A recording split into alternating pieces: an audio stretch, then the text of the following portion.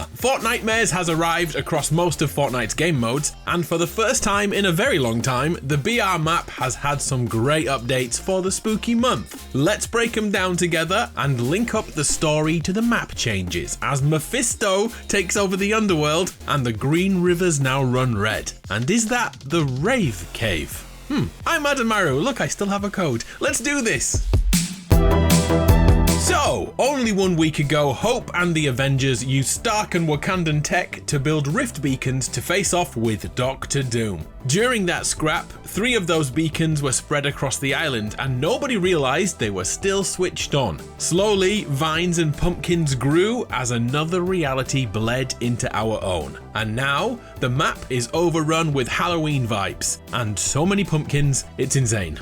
Brawler's Battleground, the home of Greek gladiator fights, is now Brawler's Patch, as tens if not hundreds of oversized pumpkins have taken over, all leading back to that rift beacon. Here, every statue has been gaudified, and some of them look happier than others. Poor guy. This POI is now guarded by Ultima Carver, who drops a stake shotgun and the iconic pumpkin launcher.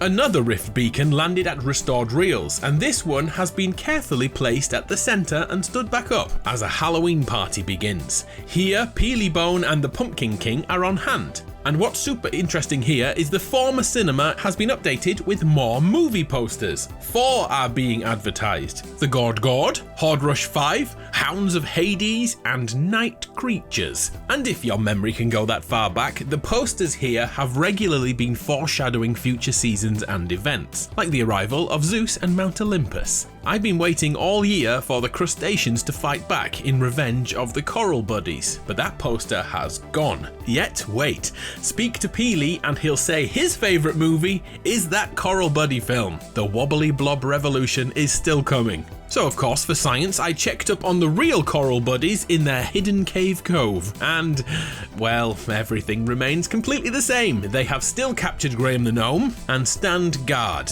It's been like this for all but 2 weeks when Jack Sparrow took over. Now, over to the final rift beacon, which is resting at Grand Glacier. The beacon looks like it's gone, but no, it's still here. Break apart this big bugger, and here it is, slowly being consumed by the ground below it. And just like Brawler's Patch, the pumpkins are out in force. I was going to count them, but that would be a total waste of time, wouldn't it? There's 46. Also, when visiting, be sure to check out the topiaries. The bushes have been expertly cut by Edward Scissorhands as an Easter egg to the movie, from the dancing woman to the T-Rex to the Loch Ness monster. This is really impressive work, and the NPC will go up to each one and chop off a few rogue leaves. It's pretty cool.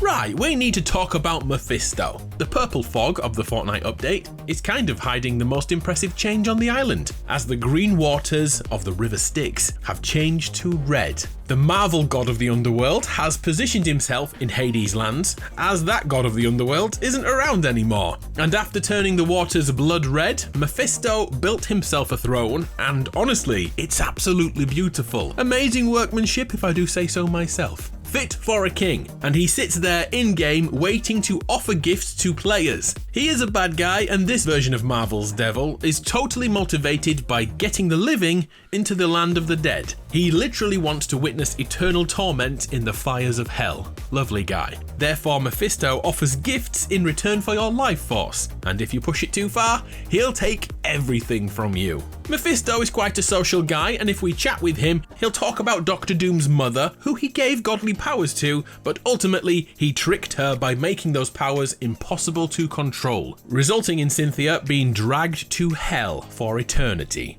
Dr. Doom has been working for years to find a way to defeat Mephisto in battle to claim back his mother's soul and send her to heaven instead. See, Dr. Doom isn't that bad. So we're at a crossroads in the story right now. Dr. Doom was the big bad, and as soon as he entered the island, we shot the crap out of him and rifted him away in about 40 minutes, taking away from him his opportunity to fight the Red Man.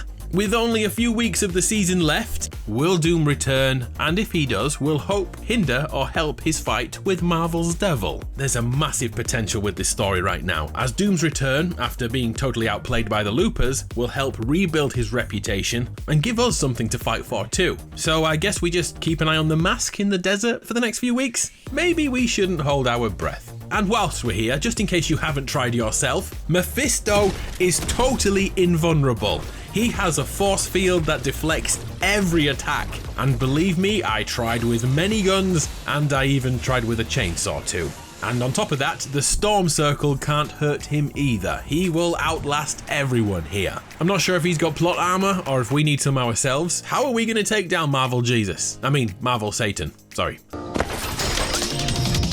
Back to map changes. An unexpected one sees the train station totally removed. And now in its place is a pumpkin farm, because nothing says Halloween like a spooky farmhouse and lots of cobwebs. Everything is set up like the previous chapters. It's a total nostalgia hit. Yet 2024 has a few more extra details. Upstairs in the farmhouse you can find the fabled upside down room we see most years. Pretty amazing, and you can also find a couple of pumpkins in bed. You should leave them alone. And then there's the pumpkin teddy lord. He's chilling out behind a covered hole in the wall. Be sure to pay your respects. And then we have the creepy TV set downstairs. Investigate it and you'll trigger a boss fight against Billy the Puppet. He goes down pretty easy, but I'm very tempted to myth chase this and take him over to battle Mephisto. Maybe that's how we take down that red guy.